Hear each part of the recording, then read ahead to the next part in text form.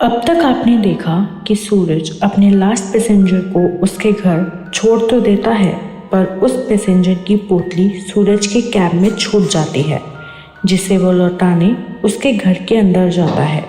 तो क्या सूरज के साथ कुछ बुरा होने वाला है? क्या सूरज किसी आत्मा का शिकार होने वाला है? जानने के लिए देखिए द लास्ट पैसेंजर का ये पार्ट। अरे मैडम जी, मैं हूँ कैब ड्राइवर। आपकी पोटली गाड़ी में छूट गई थी, वो लौटाने आया हूँ।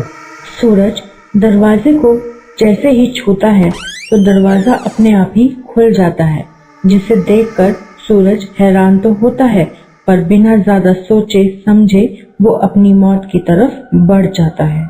अरे वाह, दरवाजा भी लॉक नहीं था और मैं यहाँ कब से टाइम पास कर रहा था बेल बजा बजा के। ये बोलते हुए सूरज घर के अंदर घुस जाता है और देखता है कि घर के अंदर तो सिर्फ एक बड़ा सा हॉल है, कहीं कोई बेड तो है ही नहीं और पूरे घर में चारों तरफ अंधेरा छाया हुआ था। बस हल्की सी रोशनी आ रही थी, वो भी ऊपर लगे बल्ब से। अरे ये क्या, यहाँ तो सिर्फ एक हॉल है और कुछ दिख भी नहीं रहा, चारों तरफ अंधेरा ही अंधेरा है। कहाँ मुसीबत में फंस गया मैं। तभी सूरज की नजर हॉल से नीचे की तरफ जा रही बेसमेंट पे पड़ती है, जहाँ से हल्की सी रोशनी आ रही होती है। वहाँ से रोशनी आ रही है? मैडम वहाँ होंगी, अभी जाकर उनको पोटली दे आता हूँ मैं। सूरज जितनी आसानी से उस औरत को पोटली देकर अपने दोस्त ऋत्विक के पास जाने के सपने देख रहा था, वो लम्हा उसके लिए आखिरी लम्हा बन जाएगा, ऐसा उसने सोचा ना था। सूरज बेसमेंट के गेट के पास पहुंच जाता है और धीरे धीरे नीचे चला जाता है। मैडम जी, कहाँ हो आप? आप अपनी पोटली गाड़ी में छोड़ आए थे, आकर ले लीजिए। मैडम जी, कहाँ हो आप? अरे कोई है भी यहाँ?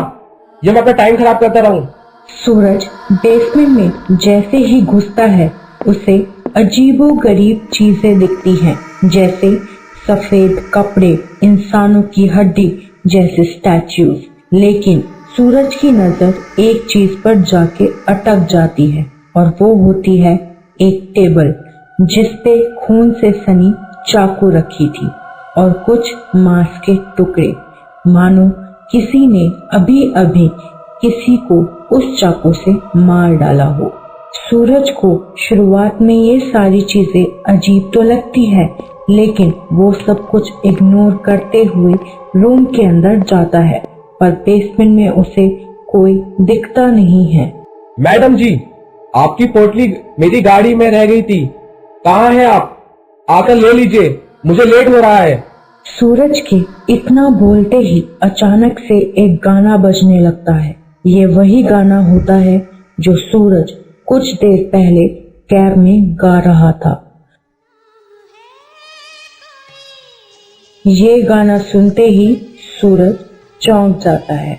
अरे ये गाना तो कुछ देर पहले मैं कैब में गा रहा था, पर उस टाइम तो ये औरत मेरी कैब में थी नहीं। शायद मैं ज्यादा ही सोच रहा हूँ। आजकल ये गाना इतना फेमस है कि हर किसी को पसंद है। सूरज को कई सिग्नल्स मिले, लेकिन हर सिग्नल को वो अपना वहम समझकर नजरअंदाज करता गया, जिसकी उसे बहुत बड़ी कीमत चुकानी पड़ी। इन सब के बीच सूरज को बेसमेंट में थोड़ी दूर से एक अजीब सी आवाज आती है। वो समझ जाता है कि मैडम, जो असल में एक डायन थी, वो बेसमेंट में ही है। सूरज आवाज जिधर से आई थी उस तरफ आगे बढ़ता है। मैडम। सूरज जब बेसमेंट के बिल्कुल अंदर चला जाता है तो उसे कुछ भी दिखना बंद हो जाता है, क्योंकि बेसमेंट में काफी अंधेरा होता है, पर एक गंदी सी बदबू उसे जरूर आती है। बदबू कहाँ से आ रही है वो देखने के लिए सूरज अपने फोन का फ्लैश ऑन करता है और तभी अरे यार, ये कैसी घटिया स्मेल आ रही है। फोन की फ्लैश ऑन करके देखता हूँ। सूरज आगे बढ़ता है तो उसे बेसमेंट में भी कोई नहीं दिखता है, जिसे देख सूरज हैरान हो जाता है कि आखिर ऐसा हुआ कैसे। अब सूरज थोड़ा घबराने लगता है। घबराहट के मारे वो कांपने लगता है, जिसकी वजह से उसके हाथ से वो पोटली छूट जाती है। पोटली गिरते ही सूरज को जो दिखता है उससे उसके होश उड़ जाते हैं। पोटली के अंदर से निकलता है एक कटा हुआ सर, ना पैर, ना हाथ, ना कुछ और, बस सर। ये देखते ही सूरज का शरीर डर से कांपने लगता है। अब उसे समझ आ गया होता है कि उसे यहाँ नहीं आना चाहिए था। यहाँ आकर उसने बहुत बड़ी गलती कर दी है। ये सब देख सूरज अपनी जान बचाकर भागने की कोशिश कर ही रहा होता है कि तभी उसके पीठ पर किसी का हाथ पड़ता है और जब वो हिम्मत जुटाकर पीछे मुड़ता है तो उसका सामना होता है उस कलयुगी चुड़ैल से। उसे देखते ही सूरज जोर जोर से चिल्लाने लगता है, बचाओ बचाओ, कोई है, बचाओ। सूरज चिल्ला ही रहा होता है, तभी वो चुड़ैल उससे बोलती है, अरे भैया घबरा क्यों रहे हो, लाओ मेरी पोटली लाओ, यही लौटाने आए थे ना। ये देख सूरज के होश उड़ जाते हैं, क्योंकि जो औरत कुछ देर पहले तक एक नॉर्मल इंसान की तरह दिख रही थी, वही औरत अब डायन का रूप ले चुकी थी।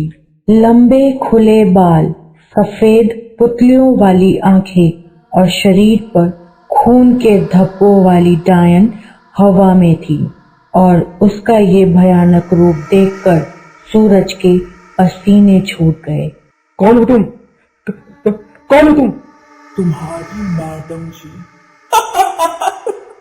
अब तू नहीं बचेगा, तू मेरे जाल में फंसकर यहाँ आ तो गया, पर यहाँ से अब वापस जिंदा नहीं जा पाएगा।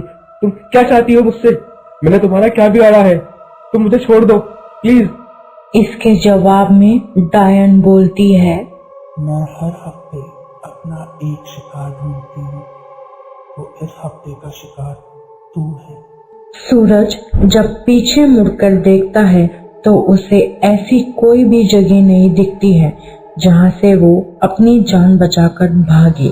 घबराहट के मारे वो कुछ बोलता उससे पहले डायन ने उसे हवा में उठाया और महज कुछ सेकंड्स में उसके शरीर के चीथड़े कर दिए, जिसके बाद ना तो सूरज किसी को मिला और ना ही सूरज तक कोई पहुंच पाया। बाकी लाशों के बीच सूरज भी महज एक लाश बनकर रह गया। अगर कुछ रह गया तो वो उस डायन का साया जो अपने अगले शिकार ढूंढने की ओर निकल चुकी थी। इधर सूरज का दोस्त ऋत्विक उसे लगातार कॉल कर रहा होता है। ऐसी ही डरावनी कहानी